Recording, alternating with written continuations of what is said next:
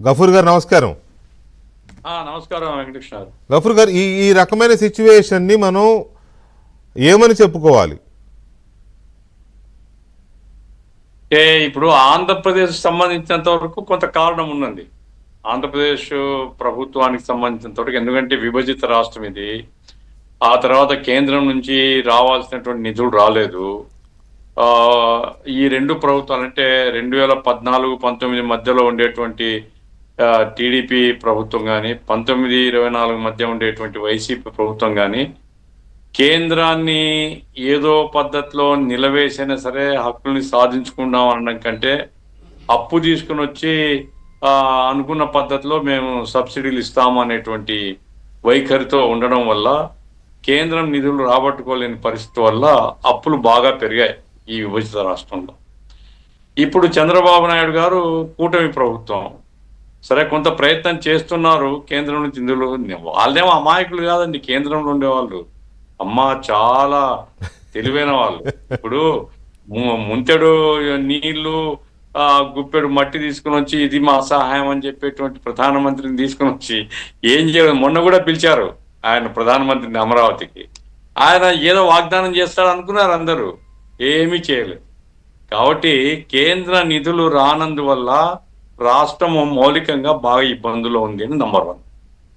Number 2 ఏంటంటే priorities లేవండి. రెండు పోయిన అంటే వైసీపీ టీడీపీలో నా అభిప్రాయం ఏంటంటే ప్రయారిటీస్ కాకుండా ప్రజలకు వాగ్దానాలు ఇచ్చేయడం, ఆ వాగ్దానాన్ని అమలు జరపడం కోసం అప్పులు చేసినా సరే మేము వాగ్దానాలు అమలు చేస్తామని వైఖరి తీసుకోవడం. మూడవది పారిశ్రామికరణ లేదు ఆంధ్రప్రదేశ్లో. పరిశ్రమలు పెరిగితే పన్నులు పెరుగుతాయి, ఆదాయం పెరుగుతుంది. చంద్రబాబు నాయుడు గారు ఇష్టమంత కలర్ ఇవ్వడానికి ప్రయత్నం చేస్తున్నారు, కానీ ఇప్పుడు వ్యవసాయక రాష్ట్రంలో ఎప్పుడు కానీ ఆదాయం పెద్దగా పెరగదండి. ఇంకా వ్యవసాయము బాగా ఉండేటువంటి రాష్ట్రాల్లో వరదలు వచ్చినా కరువులు వచ్చినా ప్రభుత్వం సహాయం చేయాల్సి ఉంటుంది, ఎదురు పెట్టాల్సి ఉంటుంది. కాబట్టి ఇటువంటి కొన్ని ప్రత్యేక పరిస్థితులు ఆంధ్రప్రదేశ్కు ఉన్నాయి. తర్వాత ఖర్చుల్లో కూడా ప్రయారిటీస్ లేవు, విపరీతంగా అప్పులు చేసే మిగతా ప్రాజెక్ట్స్ మిగతా ఇవి అంటే ఓకే, కానీ ఇవి ప్రజల కనీస అవసరాలు, హక్కులు కదండి. హెల్త్ కానీ ఎడ్యుకేషన్ కానీ వీటికి సంబంధించి కూడా బ్యాక్లాగ్ లో ఉండడము అని అంటే అవి పూర్తిగా నిలిచిపోతున్నాయి, సేవలు పూర్తిగా నిలిచిపోతున్నాయి. ఆరోగ్యశ్రీకి సంబంధించి సార్ నాకు తెలంగాణ సంగతి నాకు తెలియదు. ఆంధ్రప్రదేశ్ లో ఒక డాక్టర్ గారు, ఆయన హార్ట్ స్పెషలిస్ట్ అండి, ఆయనకు హార్ట్ హాస్పిటల్ ఆపరేషన్స్ అవి చేస్తారు, మంచి పేరే ఉంది. ఆయన చెప్తూ ఉన్నాడు, సార్ కొన్ని కోట్లు రావాలా, ఏదైనా మార్గం ఉందా, ఇన్ని కోట్ల రూపాయలు అప్పు ఉంటే నేను హాస్పిటల్ ఎట్లా నడుపుకోవాలా అనేసి అంటూ ఉన్నాడు. ఆంధ్రప్రదేశ్ పరిస్థితి చెప్తున్నాను నేను. ఏమైనా ఆరోగ్యశ్రీలో డబ్బులు రాలేదంటే రావడం లేదండి. పోయిన ప్రభుత్వంలో రాలేదు, అజిటేషన్ చేసినప్పుడు ఏదో కొంత ఇచ్చేవాళ్ళు, ఇప్పుడు కూడా అదే పరిస్థితి ఉంది. వాళ్ళకి ప్రయారిటీ ఐటంగా లేదు, ఏది ఆరోగ్యశ్రీకి డబ్బులు ఇవ్వాలి అనేటువంటిది ప్రభుత్వం యొక్క ప్రాధాన్యతలు లేదు అని. అందుకోసం అంటే బాగా ఒత్తిడి ఉండే దానిలకు డబ్బులు ఇచ్చేయడం తప్ప మిగతా డబ్బులు లేనటువంటి పరిస్థితి, అంటే నిధుల కొరత అనేది తీవ్రంగా ఉందండి.